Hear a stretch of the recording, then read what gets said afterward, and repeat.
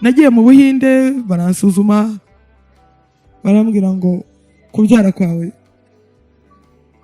biragoye. IVF ni ugufata intanga bafashe ubwo iz'umutware n'izawe bazishyira muri frigo bitegereza iminsi 3 mu bitegereza iminsi 3 ku munsi wa 3 niho bazigushiriramo. Yego njye nasanze bimeze neza, abana bahari rwose babashyiriramo. Haciye iminsi ndaza mu Rwanda nza ntwite nzambwira abantu ko nasamye, ntabwo bari bazi ko ari IVF, bazi ko twagiye gutembera. Yego ngeze mu Rwanda sha ntago n'amezi abiri aciyeho babana bose navanye mu Buhinde mbabura. Itiva yego tumvise ucitse intege cyane. Ntago nacitse intege, nari mfite isezerano ryo kuzabyara. Baje kutubwira ko ari umudokiteri w'umunyamerika ubizi babikora babigize, turagenda tubonana nawe turabikora, naho bashyiramo abantu 3. Shabo biragaragara ko nanatwite. Haciye iminsi nk'amezi ageze muri angahe babana haza kubaho ko nibakura nibanavamo. Bibi ikibazo gikomeye cyane, ndategereza kugeza igihe hari umudokiteri twaga Rodriguez yari umudokiteri w'umuzungu. Naho njyayo aragerageza mu buryo bushoboka, arambwira ngo reka ndeke ko kwica genda utegereze, uzajya ahandi cyangwa utegereze Imana cyangwa wiyakire. Ubwo naragiye njya mu rugo ndabangiye gukorera Imana yanjye, kandi ikintu gitangaje nta muntu n'umwe nasengeraga. Uwangeraga imbere wese ahita asubizwa, uwangeraga imbere wese ufite ikibazo cyo kubura urubyaro umusengera nasengeraga yahitaga asaba ko no gukora byari byarananiye, numva nyine ntazi ubuzima, numvaga ntacyo maze. Hari ukuntu wumva numva mvuga ngo reka nishake amafaranga nzarira abana b'abandi zagira iki. Nicyo gihe nasamye, sinamenya ko nasamye. Yewe usabana nta rindi koranabuhanga nta IVF nta insemination nta kintu na kimwe cyari cyakozwe. Noneho kugira ngo menye ko nasamye dore nguko ukuntu byagenze.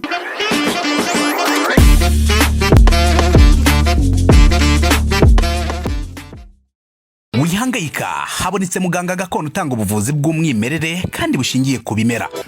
Nahivurije umwijima, mpivuriza n'iby'amabanga y'abashakanye, bankoraho riraka, n'abahanga pe. Waba warabaswe n'ibibazo byo kwikinisha bigatuma amabanga y'abashakanye atabasha kugenda neza? Tambuka tugukize umuze nawe ubashe kunoza amabanga y'abashakanye. Mubona nahoranye ikibazo cyo kutabyara, ajya ntekereza ko narozwe, nyuma naje guhura n'umuganga aramfasha ndakira, ubu nanjye ndi umubyeyi. Nyuma yo kugira ikibazo cy'imisemburo mike bandangiye ivuriro rigana baramfasha, icyo kibazo kirakemuka. Nyuma naje kujyana n'umubyeyi wanjye afite ikibazo cya hypertension, ubu ngubu n'umuzi. Kubivuza indwara nk'umwijima, impyiko, rubagimpande, amibe, igifu, kubyimba, prostate, umutwe, imitsi ndetse n'izindi, namwe nimutambuke kuko mwashyizwe igorora. Kuba ari imahanga namwe mwihangayika mwibaza uko imiti yacu iraza kubageraho, kuko dukora na DHL tukabagezaho imiti yacu kandi mu gihe gito cyane. Muraho neza pastor? Muraho neza. Murakomeye? Turashima Imana. Imana ishimwe cyane. Ni amahoro? Twishimiye ko tubonanye. Twarabyifuje none dore Imana irabikoze. Yego mwatangira mwibwira abadukurikiye? Yego. Mazina yanjye nitwa Mutoni Joseph. Ndi umushumba ushumbye itorero rya Enihakore. Yego. Aha mureba ni kuri Enihakore ya Nyabugogo. Iyo uvuze ngo ya Nyabugogo hariho izindi? Yego. Ziba hehe zozo? Enihakore iri Indera. Iri? Indera. Turishimye rero. Enihakore ya Nyabugogo wabwira abantu harimo n'abazishimira kuzaho musengera. Hano opposite ya akwegereza ntacyo ya Wasake Nyabugogo. Nyabugogo hafi na Wasake. Yego. Mu nzu zo hejuru. Mu nzu y'Inkunda Amahoro. Yego. Turishimye rero ko tubonanye. Hari video yanyu twabonye muri gushima Imana, muvuga uburyo Imana yabagiriye neza ariko mu rugendo rutoroshye. Nyuma yo gutegereza Imana igira itya irabibuka, namwe muririmbana n'ahantu. Ariko reka tuvuge gatoya mbere yuko tubivuga dufite byinshi byo kuza kuganira, reka tubasabe mutubare mu isengesho dushima Imana kugira ngo ibane natwe muri iki kiganiro. Data, turagushima uyu mwanya mwiza uduhaye kugira ngo tuganire ku ijambo ryawe, tuvuge imirimo yawe. Iki kiganiro kigiye gukorwa, uzagikurikira wese ubabaye azanezerwe, urushye azaruhuke, kandi buri muntu wese uzabasha kucyumva Uwiteka Imana uzamugirire neza. Imana rero duhana umugisha, ntabwo ari twe none ahangaha tugiye kuvuga, ahubwo uzuganze hagati muri twe mu izina rya Yesu, amen. Amen. Pastor Mutoni, mbere yo kuba pastor, mbere yo yizera umwami Yesu nindi, katubareho duhera gatoya muri ubwo buhamya, none tuze no kugera kuri bwa bundi. Njyewe nakijijwe kera imyaka 9. Suko wenda navuke mu muryango ukijijwe, oya. Mfite imyaka 9 nibwo nakijijwe. Mfite imyaka 12 nibwo nabatejwe mu mazi menshi. Imana ishimwe. Rero urwo rugendo rwose rw'agakiza, ntekereza nta hantu nigeze mvuga ngo hari ahantu nacogoye, wenda kwa kundi ku muntu akizwe ari muto yagera hagati akabivamo akongera akabijyamo gutyo. Njye ntabwo ariko byagenze. Ahubwo kuva nyijijwe nabonye Yesu amfata arankomeza. Antina kugeza ubu ngubu ndacyari umukristo.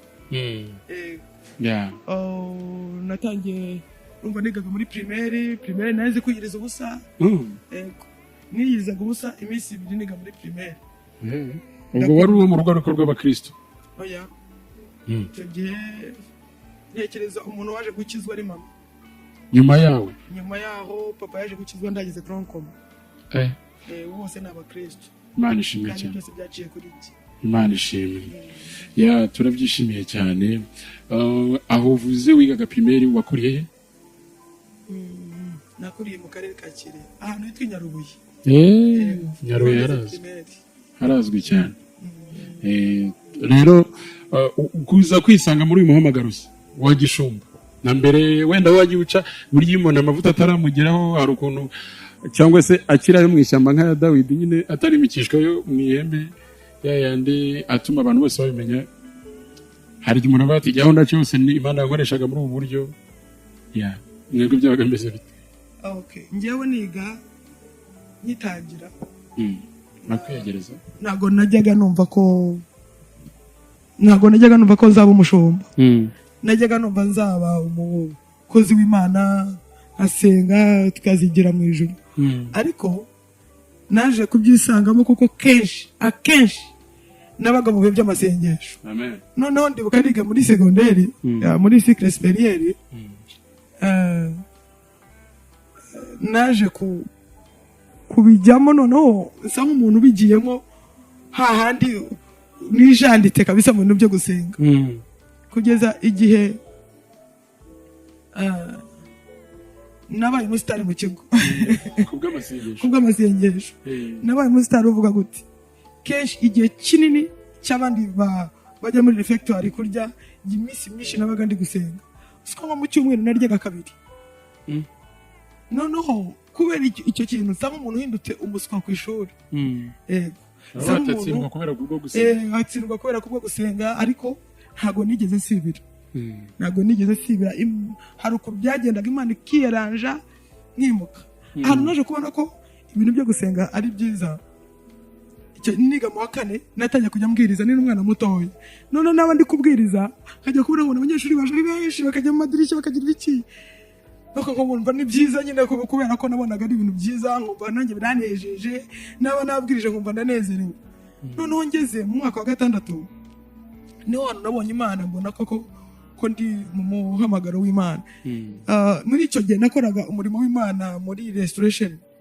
Hari urabizi ibintu byo ku ishuri, hari abadeperi, hakaba aba restoration, abandi amatorero yose yitwaga kari restoration cyangwa se abagatolika.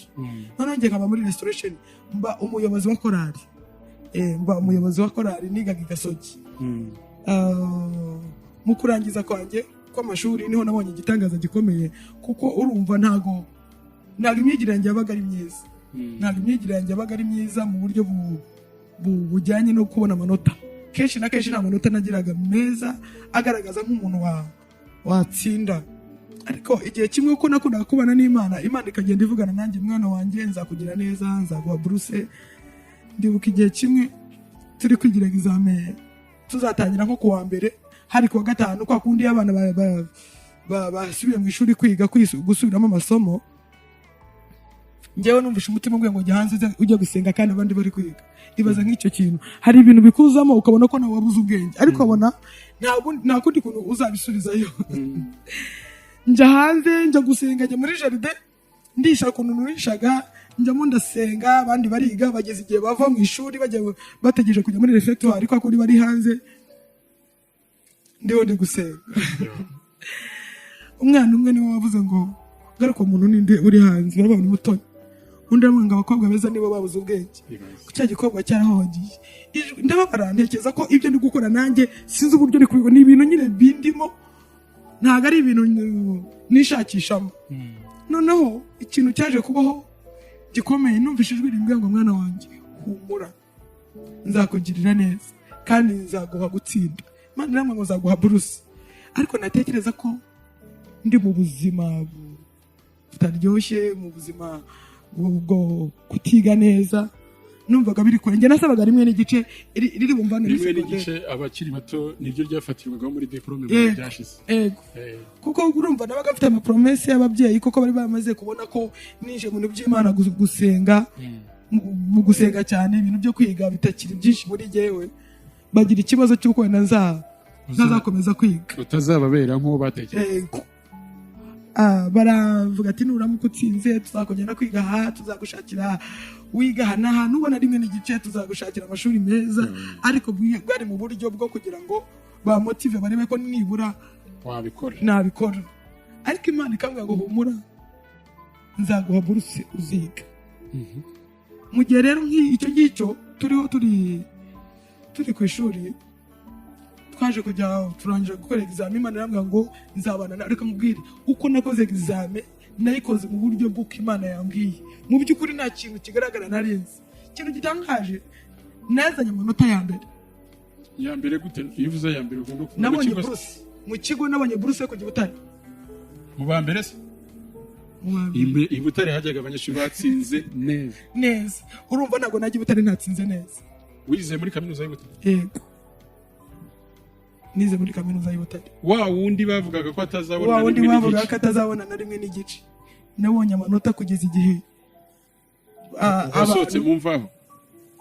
Ntabwo mbizi niba ari mu mvaho, kuko mbere ngira ngo mu gihe cyanyu abantu basohokaga babaga batsinze babonye buruse babasohoraga mu mvaho mu itangazo. Ubwo hari ryari sinzi mwebwe, ariko byarangiye muri promosiyo zacu, ngira ngo menya turi nk'abakangahe basoreje, kandi igihe nagiyeyo 2011 2012. Yego, nanjye nicyo gihe nagiyeyo i Butare. Yego.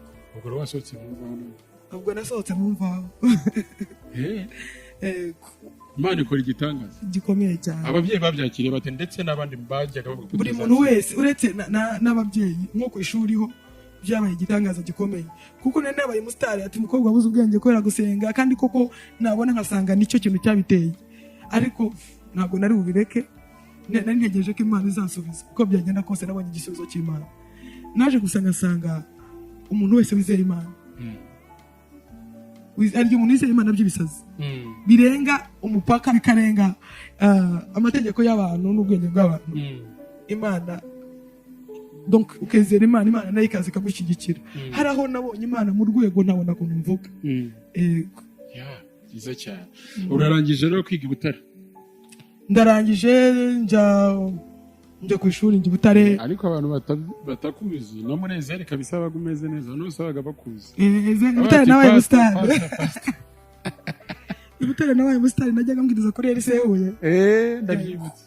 Abantu bakaza kubumva ijwi ryanjye, bakabaza umubyeyi yabwiriza neza, umubyeyi n'umukozi w'Imana, kandi uri umukobwa baza gusanga bagasanga n'akana gatoya rwose. Ari nabo twahoraga mu muhanda, bagahoze ko umukozi w'Imana ari wenda usenya muri ADPR, ari babandi bateze ibitambara, twahura bagasanga ntandukanye n'uko babitekerezaga, ko bitewe n'amadoktrine y'abantu, ariko twasengana bakabona Imana. Ntekereza Imana yarantarangije kera, ko nagiye Butare nkomeza nyobora Ezeri twatangiye turi nk'abantu ntabwo twari benshi ariko nagiye kuvaho abantu stade y'Ibutare hariya yo muri kaminuza. Kuki wahisemo Ezeri ugeze Butare? Kuki wahisemo Ezeri mugeze Butare ntujye mu zindi ministries zari zihari nyinshi? Ezeri rero Ezeri se navuga ngo iki, nabonaga turi abantu bake kandi harya mu magambo arambuye Ezeri byari iki? Ezeri ni urutare Dawidi yishaga amagana ku muhamagaro. Nyine yari ishingiye ku itorero cyangwa nta torero? Oya, ni ministeri. Yego. Okay. Aha, hanyuma rero wa wundi abantu babonaga ku ishuri se watsinze neza no muri kaminuza warasengaga cyane pe? Yego, narize mvayo ndakomeza njya kwiga UK naho ndahava University of Kigali. Yego. Ariko navuye mu buryo wasoje se? Navuye mu maze kugira urugo. Nagize aho ubakiye urugo biba ngombwa ko negera urugo nza hafi. Okay. Wasoje kwiga mu biki? Muri finance. Ubu no mu mabanki wajyamo rwose bikagenda neza. Koze Imana rwose no muri banki yabikora neza no mwigenamigambi ibintu bikacamo neza. Waruvuze urugo warwubatse ryari? 2016 I think 2016. 2016. 2016. Yes. Yego. Rero uyu muntu yubatse urugo ajyana inzozi, hari n'ibyo Imana ibimubwira. Natwe iyo tubaherekeza tubatubwira ati mugende mubyare hungu nakobwa munezerwe. Wewe byagenze bite? Ngewe mbere yo kubaka urugo cyane cyane ko nasengaga ntago najyaga numvaga ko umugisha wose ngomba kuwubona. Reka nkubwire, nshaka kubwira n'abantu hari ukuntu abakobwa twibeshya tukumva ko uko wirinze mu buzima bwawe ukumva ko igihembo Imana izaguha ari ibyo utekereza muhenda mu shako byose. Oya, naje gusanga iyo umuntu afite umuhamagaro w'Imana ntabwo ariko bigenda. Kwirinda kwawe no kutirinda kwawe ntacyo bihindura ku mugambi w'Imana. Ngewe nashatse mushaka neza nta kibazo, cyane cyane ko numvaga nta kintu kishinja ndetse kicira ubanza. Nta kirego nari mfite ku mutima imbere y'Imana n'imbere y'abantu. Noneho ndashaka bigenda neza, ukwezi kwa mbere kwa kabiri umwaka urashira narasama. Wa kabiri urashira narasama ariko nsenga Imana. Imana ikambwira ngo zaguha urubyaro. Ndibuka mu mwaka wa kabiri nibwo nagiye mu Buhinde kwivuza. Nagiye mu Buhinde baturangiye mu docteur muzima wa wundi kabisa ubizi mu buryo bwo international. Watingiye gura na gynecologue international. Yego, wa wundi ukomeye uri budufashe tukabyara kuko warebaga uburyo umuntu ashobora kuba atabyara ni kibazo.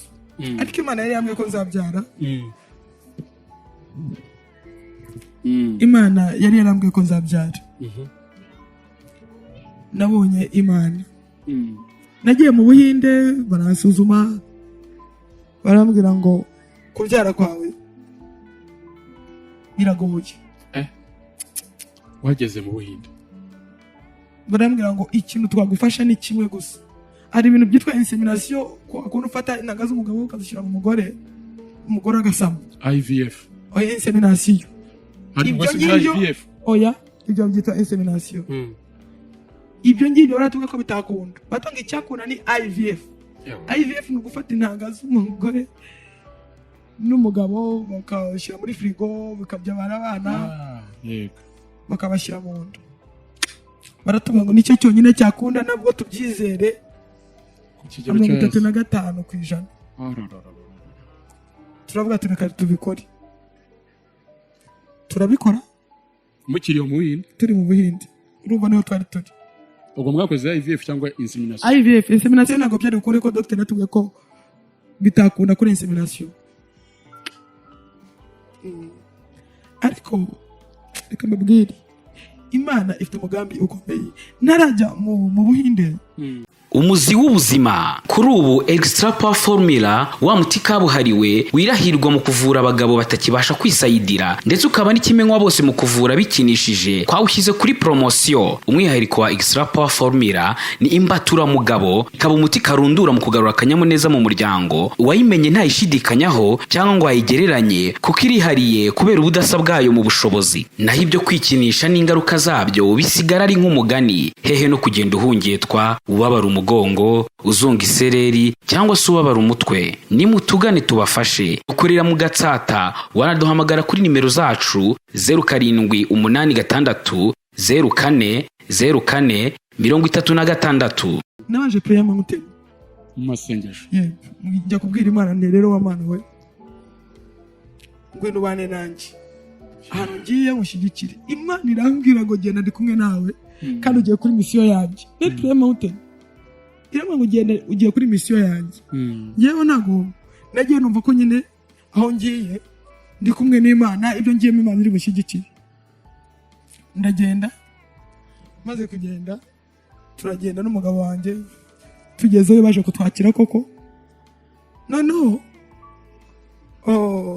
twagiye ku bitaro turi kumwe na dogiteri.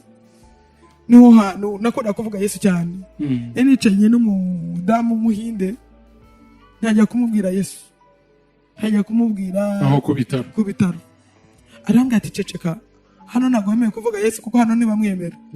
Ariko jyewe ndi umukristo ndetse ndi umupantekote, umugabo wanjye ni pasiteri. Numva ni byiza tugana ijambo ry'Imana. Uwo hari kuwa gatanu, bukeye kuwa gatandatu we n'umugabo baza kudusura kuri hoteli. Twagiye mu gushaka abana, ariko harimo misiyo y'Imana. Icyatumye njyayo harimo misiyo y'Imana. Umugabo we baza kudusura, turasengana, tugirana ibihe byiza. Bahita badutumira ku cyumweru ko ndi bujye kubwiriza ku rusengero rwabo aho hantu. Umva misiyo y'Imana. Ikintu cyose uzajya usengera ukabona ntigikunze, haba harimo misiyo y'Imana mu bundi buryo. Ndaho ngaho baza ku cyumweru, tujyayo n'umugabo njya kubwiriza. Ariko umugabo wanjye yambaje ati umuntu mwamenyanye mute, abantu mwamenyanye mute, aha hantu byagenze biti? Ariko aza kumerekeza, turagenda.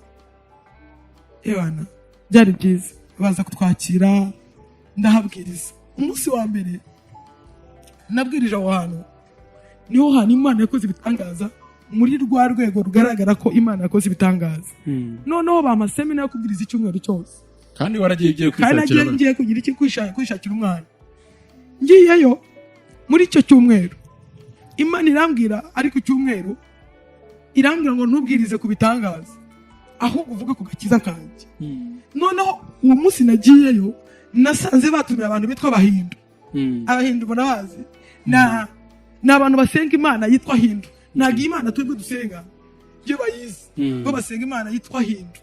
Rero abantu bari batumiye, bo babatumiye mu buryo bw'Abahindu nyine, bw'abantu baje ngo babasengere, hari ibitangaza, barwaye, bagize ibiki, ariko baza batizera Imana. Imana irambwira ngo ntuvuye ku bitangaza, reka nkubwire, kubwiriza ku bitangaza biraryoha kuko abantu benshi barafashwa, ukabona nawe birakumotiva ukumva ni byiza. Ariko Imana yambwira ngo ntiwibeshye ngo uvuge ku bitangaza. Kandi abantu bari baje mu rusengero bari bakeneye ibitangaza, nibyo bashakaga. Nasanze urusengero rwuzuye. Imana irambwira ngo nimbwirize ku gakiza. Muri icyo gihe, icyo cyumweru ni nacyo cyumweru twari twagiyemo, nacyo cyumweru badukoreye, badoje intanga, ndaryama, barabikora babishyiramo. Umunsi nagiye kubwiriza twibutse insemination yavuze ngo IVF ni ugufata intanga bafashe ubwo iz'umutware n'izawe bazishyira muri frigo, dutegereza iminsi 3. mu bitegereza iminsi 3. Ku munsi wa gatatu niho bazigushyiriramo. Yego, njye nasanze bimeze neza, abana bahari rwose babashyiriramo. hari undi muntu twaganiriye, we yabyaye 3 muri ubwo buryo. We byara wenda we, ariko nawe babwira ko ari gake cyane nyine. Twari tugikomeza utegereza iminsi 3. Birakunda. Noneho twari gukora, ariko wa mbere ngende bujya kubwiriza ku cyumweru. Uwo munsi nagiye kubwiriza ku cyumweru, nabwirije ku kintu kijyanye n'agakiza. imana yo mu ijuru pasiteri agira ubwoba ko navuga ngo nta mana y'abahindu ibaho kuko bari bamaze kumbwira ko aba bantu ari abahindu kandi muri New Delhi ni naho minisita ngo abantu bakomeye bose kenshi baba muri New Delhi. Yego ni mu murwa mukuru. Imana irambwira ngo babwire ko nta mana y'abahindu ibaho. Ndabibabwira ntangiye kubabwira imbaraga z'Imana. Ndababwira ni Kristo, muri Kristo wenyine niho wonyine hari imbaraga zabohora ubuzima bwawe. Umwemereye uba witwa Yesu niwe wenyine waza akagukiza nta bindi bitangaza utegereje. Ndabona abantu bemeye kwakira uwo mwami n'Imana. Ngiye kubona mu kimwe cya kabiri cy'urusengero kirahagurutse cyemera kwakira Yesu. Ndije mbwira pastor wabo ndamubwira yari umuhinde, bana bahinde baba bafite birabura uruhu rwirabura. Yego. Ndavuga rero aba bantu ugenda babatiza ati hano ntabwo byemewe bisaba kwihisha none genda babatiza nyira ubabatize.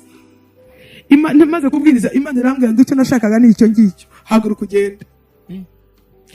Ndahaguruka kuwa mbere nibwo nyine badukoreye ibyo bintu.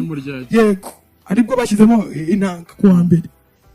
Ubwo ni nka fecondation ngira ngo nibwo bazishyize mu nda nibwo bafasha abana babashyira mu nda. Mamara indi minsi negereje nyine nitegereje ko bimera neza kwa kundi utegereje kugira ngo umere neza. Haciye iminsi ndaza mu Rwanda nza ntwite nzambwira abantu ko nasamye ntabwo bari bazi ko ari bazi ko twagiye gutembera.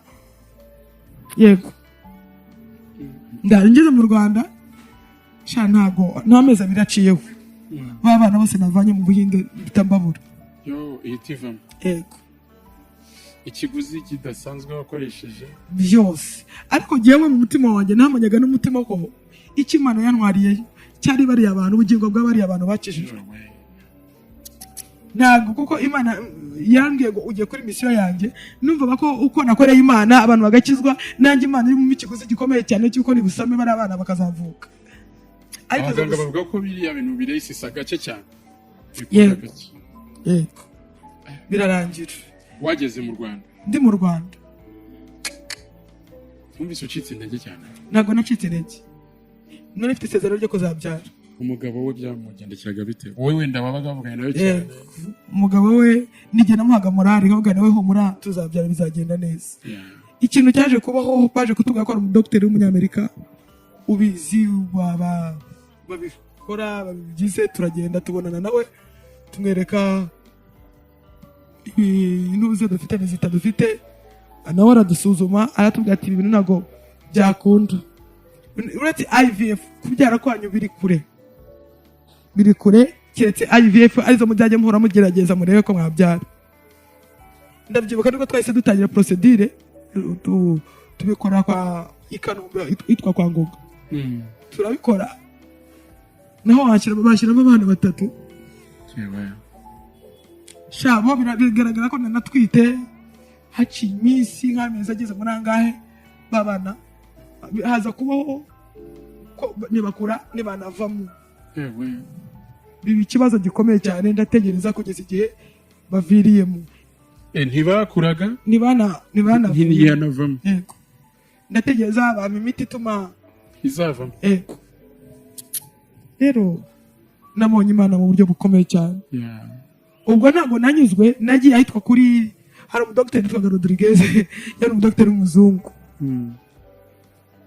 Naho njyayo aragerageza mu buryo bushoboka arambwira ngo reka ndetse kukwica genda utegereze uzajya ahandi cyangwa utegereze Imana cyangwa wiyakire. Ubwo naragiye njya mu rugo ndavuga ngiye gukorera Imana yanjye kandi ikintu gitangaje nta muntu n'umwe nasengeraga uwangiraga imbere wese ahita asubizwa. Uwangiraga imbere wese ufite ikibazo cyo kubura urubyaro umusengera nasengeraga yahitaga asama. Noneho nabo twari kumwe Kanombe twari kumwe bafite ibyo bibazo nyine. Ariko Yesu ndagushima abo twasengeraga abo twari kumwe abo ngabo nzi twari kumwe muri ibyo bibazo nabo baje gusubizwa barabyara. Rero Imana ni igitangaza kuntu byaje kugenda. Muri icyo gihe cyo gutegereza niho hantu nafashe umwanya ndasenga. Ariko senga muri ntibishoboka uri bwasenge wumva ko bakubwiye ko bidashoboka. Ni nko gukomanga ahantu uzi ko utemerewe gukingura. Yego ndasenga Imana irambwira ngo kuko wanyubashye ukabana nanjye ntiwirwanirire nzaguha urubyaro. Naciye henshi ashoboka, abantu bose twasenganye nagiye n'ibyifuzo, nubwo nari umukozi w'Imana ariko nahuraga n'abandi bakozi b'Imana barambwira ngo uzabyara, turabona uzabyara. Rero reka nkubwire, Imana yacu ni nziza. Imana yavuga ngo sinzigera ngira urubanza n'umwana w'umuntu, njyewe nje kuguha kubyara kugira ngo uzabone ukuntu nkorera. Muri icyo gihe numva mvuga ngo reka nishake amafaranga nzarira abana b'abandi, zagira iki. Nicyo gihe nasamye, sinamenya ko nasamye. Yewe usaba rero nta rindi koranabuhanga, nta IVF, nta insemination, nta kintu na kimwe cyari cyakozwe. Yewe noneho kugira ngo menye ko nasamye, dore nguko ukuntu byagenze. Nari ndi mu kazi nkajya numva ndimo ndazengerera, nta sesemi nari mfite kwa kundi abandi batwite. Noneho njya kwa muganga ngira ngo urarwaye, ndarwaye. Icyo gihe twajyanye n'umugabo bamfata amaraso ngo ariko nta kanseri mfite, barebe ko nta bibazo bya hepatite, ariko n'ubwo hepatite nazikingije nta kibazo mfite. Bampima amaraso, noneho turataha nta gisubizo baduhaye. Noneho turi mu rugo mu gitondo, uwo mudokiteri yari inshuti y'umugabo wanjye, aramuhamagara aramubwira ati rero nafashe ibizami byose nta gisubizo nabonye, murabonye ibisubizo byose ari negative, ariko sinzi ukuntu navuze nereka ndebe kuri grossesse. Niba ari umugabo wanjye wari wamubwiye ngo arebe kuri grossesse ntabwo nibuka, gusa ndibuka ko yamubwiye ati kuri grossesse twasanze ari positive.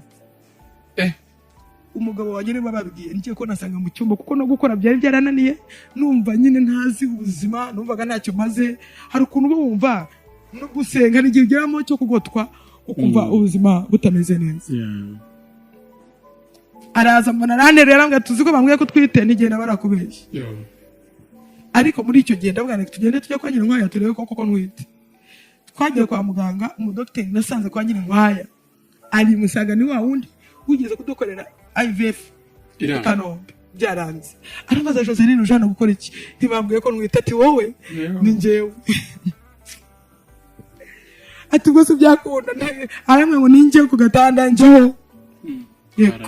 Arareba arambwira tuzi ko ndi kubona agatima. Haleluya.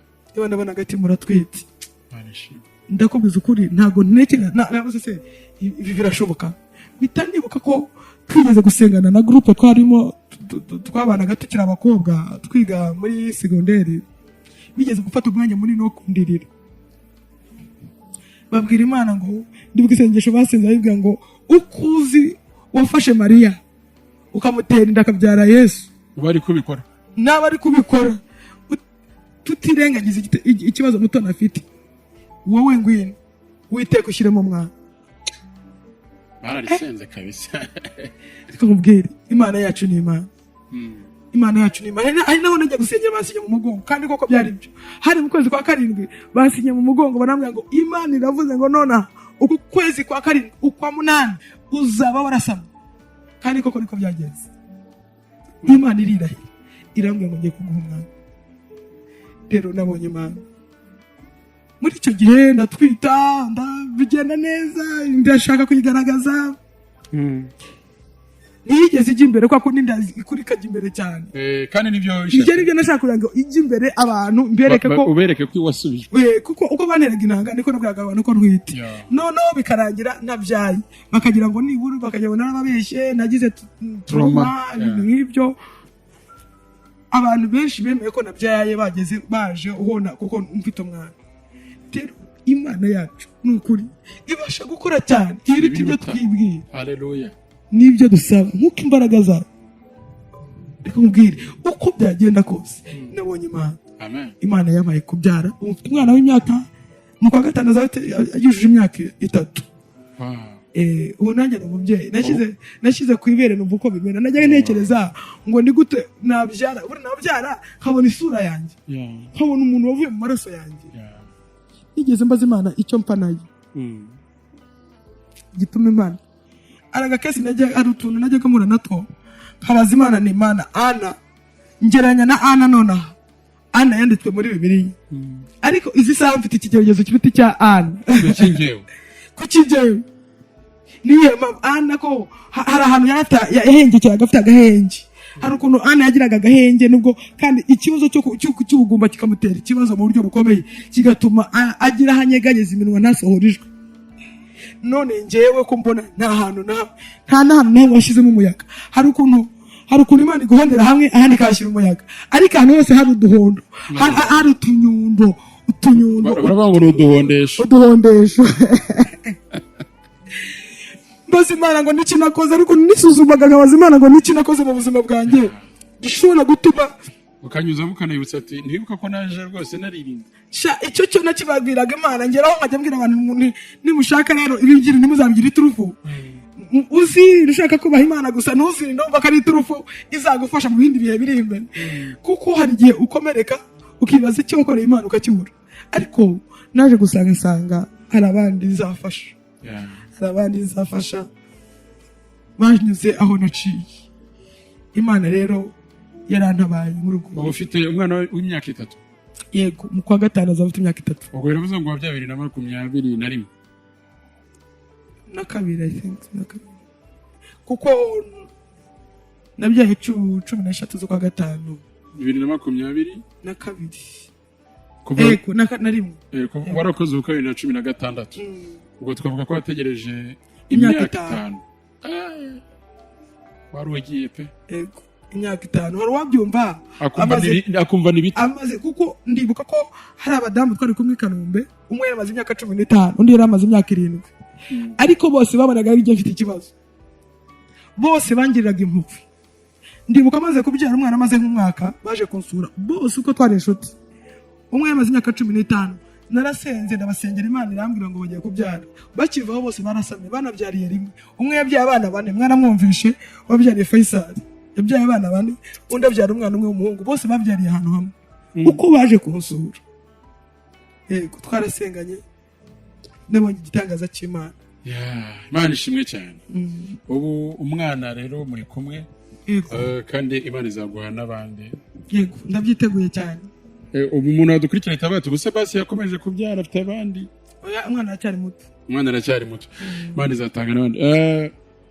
Iyo uganira n'abantu batinze guhura n'uwo mugisha wo kubyara, usanga kenshi hari ukuntu isi yagiye bakomeretsa, ubuzima bubagora muri icyo gihe cyo gutegereza. Ese nawe hari kese wajya guhura nazo zikwereka yuko koko umuntu utarabyara muri sosiyete rimwe na rimwe sosiyete imukomeretsa? Reka musetse. Uretse na sosiyete n'umuryango uraguhunga. Hari nawe nahuraga nabo tugiye guhura gutya akahita yihisha, kandi ntacyo muvuganye, tutavuganye, tutagize icyo dupfa, akaguhunga gusa ugatumenya ko impamvu nuko udafite umwana. Ngo abandi baba batinya no kubaha abana babo ngo mubaterure. Reka nkubwire, nakundaga n'abana cyane, nawe n'ibikomere muri ubwo buryo bwo nahuye muri ibikomere byinshi cyane. Hari uwigeze waka umwana azaramukwiye? Oya, nawamunyina, ariko arona rifite ndi kumwe nawe mukunye mu myaka numva bavuga ngo uzabyara wawe. Tuntu tutari twiza, kandi akabivuga umwumva. Yego, cyangwa uburyo amukwatse mukabona ko ari nko kukubwira ngo have uzagenda ubyara wawe. Yego, navuga ko bitaba byoroshye. Ntago biba biryoshye be na gato. Ntago biba biryoshye ugira umugisha. Sizi ko nta uwo mugisha ubaho umuntu utinda kubyara ntakomereke mu ubwo buryo, kuko urakomereka ugakomereka n'inshuti yawe, uwo famiye yawe, uwakubaye hafi, uwakakubwenga impore, uwakakubwenga humura, yego ugakomereka nyine mu ubwo buryo. Ntago byabura, ariko ndashimira Imana ko itareba nk'abantu. Yampaye umwana, ndashimira Imana ko ndi umubyeyi. Haleluya. Yego, ndi umubyeyi kandi ndi umubyeyi rwose. Nibyo. Ese iyo wabaga wacogoye hahandi urabona imbaraga, hari igihe zigero zigashira no kuri umunyamasengesho, umukozi w'Imana w'umuhanuzikazi, ariko hari igihe nawe zishira. Kamera nka Dawidi ngo umutima wanjye w'impagarara, wowe wabigenza gute? Niki cyongera akakugukomeza, wagaruka gute? Ese hari amagambo agiraga ukumva akakugarura? Ese wabaga wagiye hasi cyane washoboraga kwitwara ute kugira ngo uzagaruke? Uyu munsi hari ababyeyi badukurikiye njya mbibona mu buhamya baduha muri commentaire nano bazabuduha batubwira bati Imana nanjye ndagutegereje ubwirwa nuko usohoye ikiganiro nk'iki akakubwira ati nanjye 10 irashize 7 irashize 8 irashize wewe bigenza gute cyagiye wageze hasi nigeze gucika intege kuko muri icyo gihe cyo gutegereza nta umuntu wese nategeraga yahitaga byara yahitaga asama tuvuga ngo nta muntu uzajya gusengera Imana nibanze isubize nanjye mbone gusengera abandi ariko numva ijambo rirambwiye ngo nugamburura mu makuru gukomera kwawe fuza ko wayibusa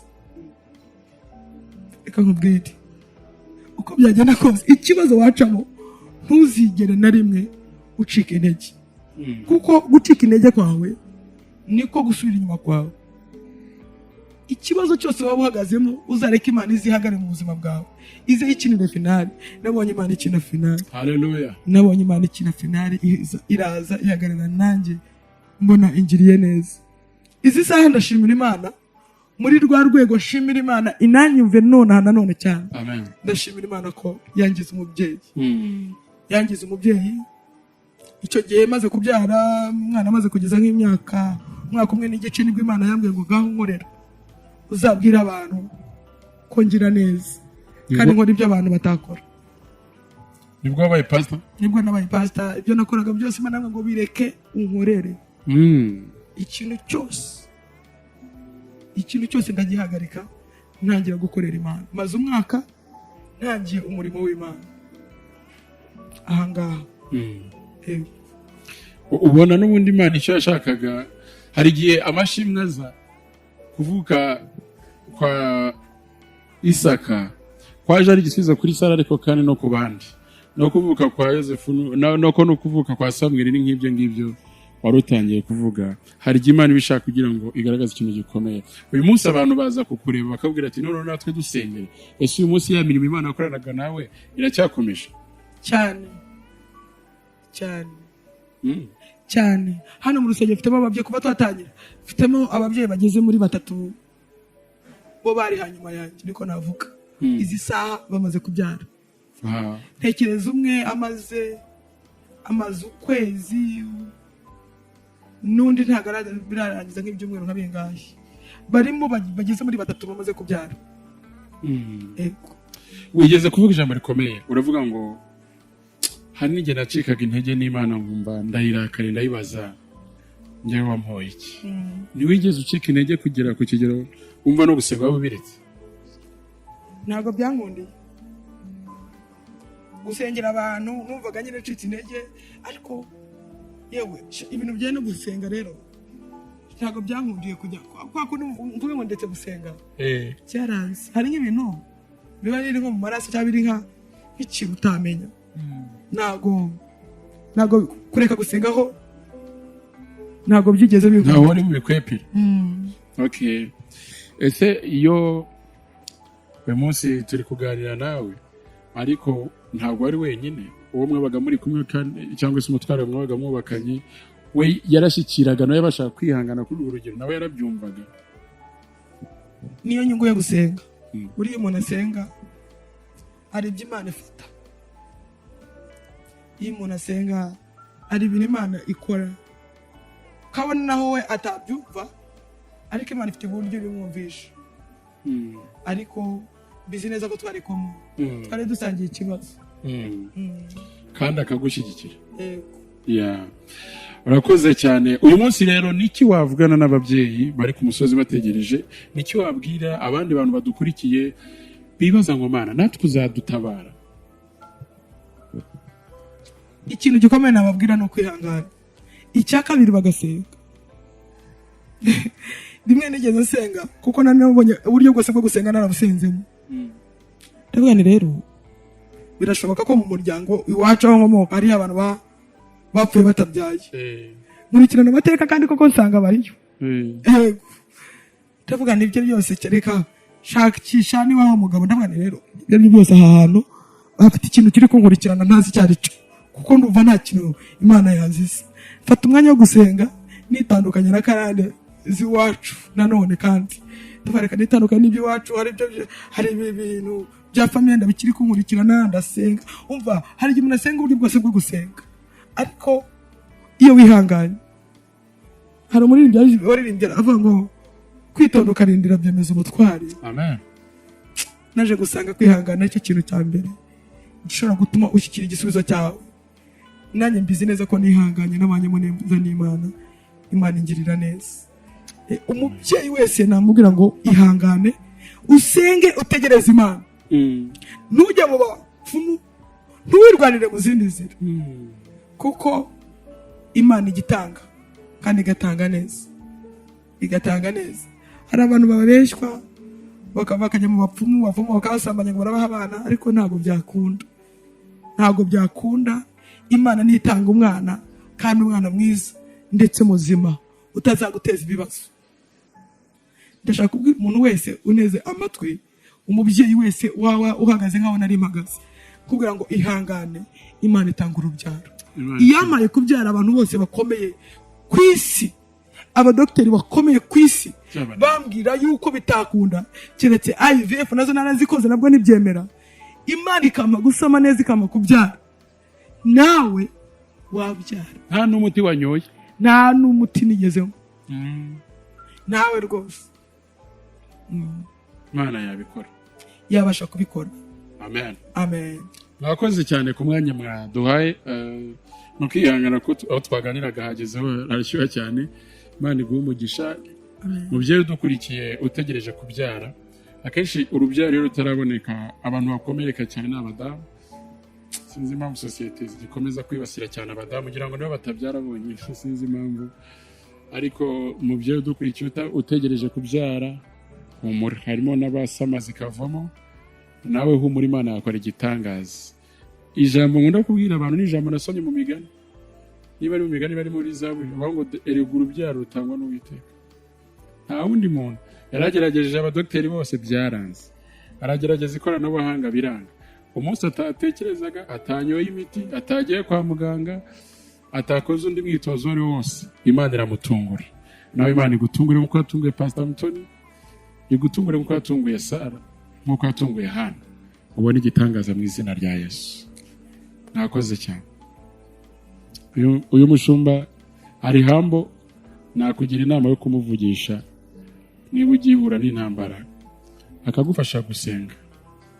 Afite nimero itagoye gufata, usibye ko agiye no kuyikubwira.